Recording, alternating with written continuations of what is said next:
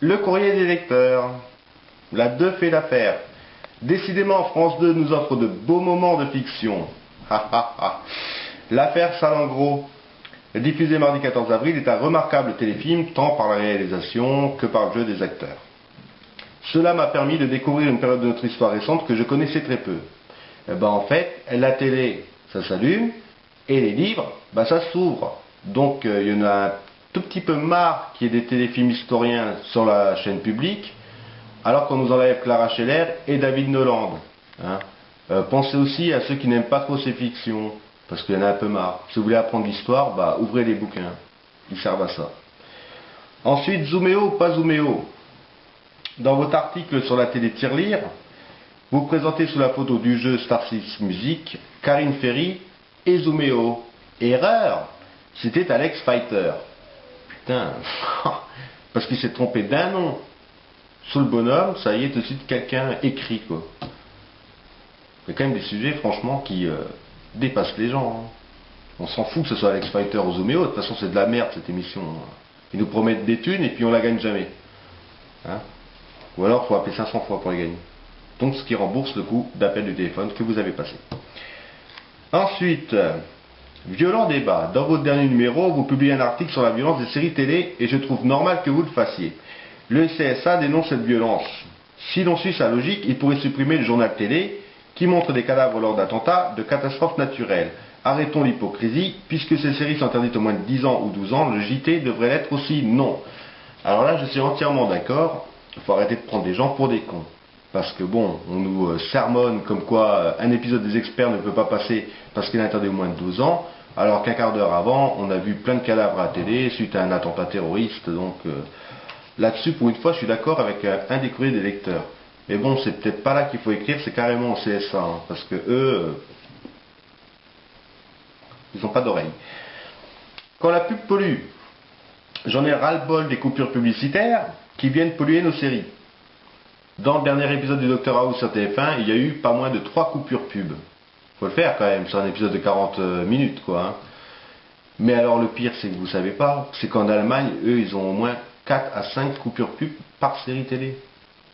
Je vous assure. Ils passent un petit morceau du feuilleton, ils ont le générique, et paf, ils ont une page de pub. Et 10 minutes après, une page de pub. 10 minutes après, une page de pub, ça fait 25.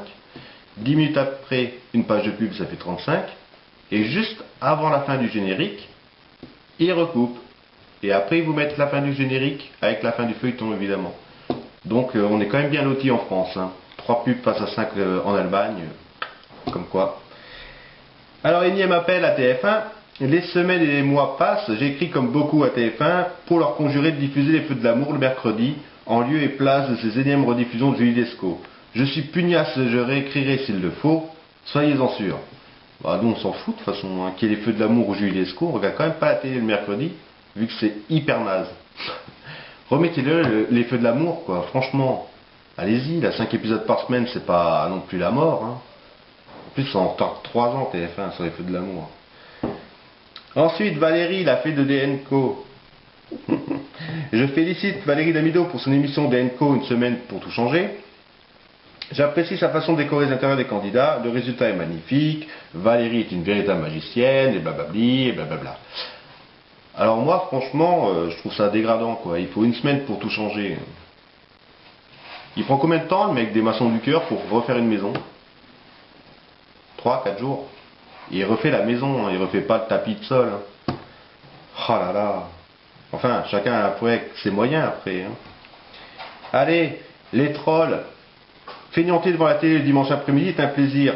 Suivre Chuck, c'est l'apothéose. Tant mieux pour toi, parce que bon, faut se taper Walker avant. Non, j'attends que Chuck, ça sorte en DVD, moi, pour regarder. Femme de footballeur si tard, c'est ridicule. Il y a plein de choses qui sont ridicules sur M6, de toute façon. Les multiples rediffs, les séries inédites carrément à 1h du mat. Bonne chance à Olivia Adriaco pour son jeu 100 000 € sur la table. Il fallait lui souhaiter bonne chance avant parce qu'elle a déjà fini l'émission. Elle n'a pas marché. C'est un peu con, parce que moi Olivia je l'adore. J'espère qu'elle retrouvera vite du taf à la télé parce qu'elle le mérite. Et puis il fallait rester sur M6, voilà, faire M6 Form. exquis le café littéraire de Daniel Piccoli. Voilà, donc on n'a rien compris à la phrase, c'était même pas la peine d'écrire ou d'envoyer un SMS pour marquer ça. Franchement, t'avais rien à faire d'autre toi dans ta journée que d'envoyer ce message. Ah là là là. Et ensuite, on va trouver quelque chose. Au-delà des frontières, j'ai découvert lors d'un séjour outre-Atlantique la série The Mentalist, diffusée sur TPS Star depuis le 20 avril. Je pense que le public français ne va pas tarder à être atteint par le virus, car le scénario est génial et tient en haleine de bout en bout. Ben, si c'est comme Brothers and Sisters, on va attendre 4 ans. On la verra pas avant sur TF1.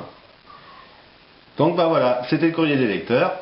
La semaine prochaine, ça sera peut-être un peu plus ardu, mais les lecteurs là, oh, ceux qui envoient des courriers, faut vous défoncer à m'envoyer des conneries. Ah, je peux pas toujours réagir moi sur vos articles de merde.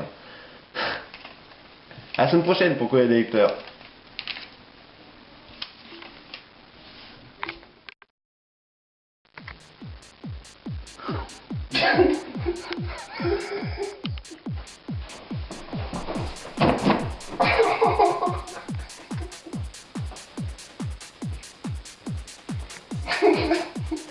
Ça découpe. Putain.